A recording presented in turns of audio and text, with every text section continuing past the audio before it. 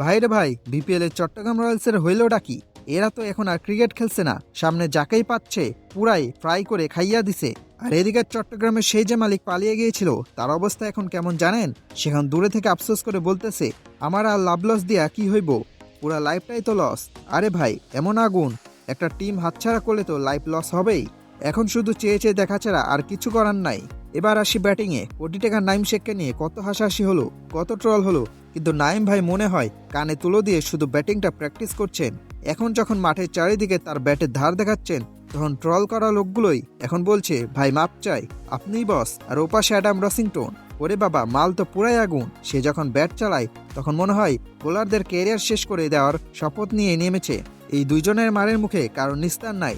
চট্টগ্রামের এই জয়রথ দেখে বিপক্ষ দলগুলো এখন কুল কিনারা খুঁজে পাচ্ছে না। সবাই ভাবছিল দলটা মালিকহীন, ছন্ন ছাড়া মাঠে নামলেই হয়তো খাবে, কিন্তু না, তারা তো বিপিএল কে নিজেদের পাড়ার টুর্নামেন্ট বানিয়ে ফেলেছে।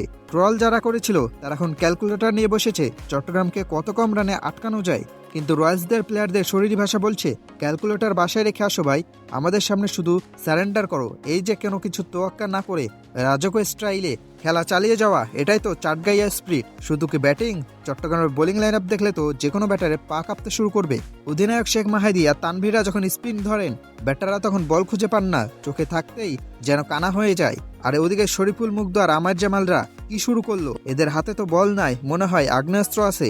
একটা ডেলিভারি যেন আগুন ঝরাচ্ছে, গতি আর সুইং এর মরণ কামড়ে প্রতিপক্ষ কুপঘাত। এই টিমকে থামাবে কে, সেই উত্তর এখন গুগলও খুঁজে পাচ্ছে না। সত্যি বলতে চট্টগ্রাম রয়্যালস এবার বিপিএল একটা নতুন ব্র্যান্ড সেট করে দিয়েছে।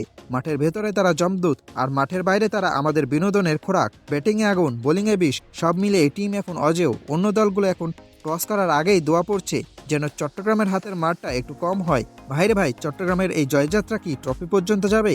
তাইলে কি বন্দরে এবার কাপ যাবেই?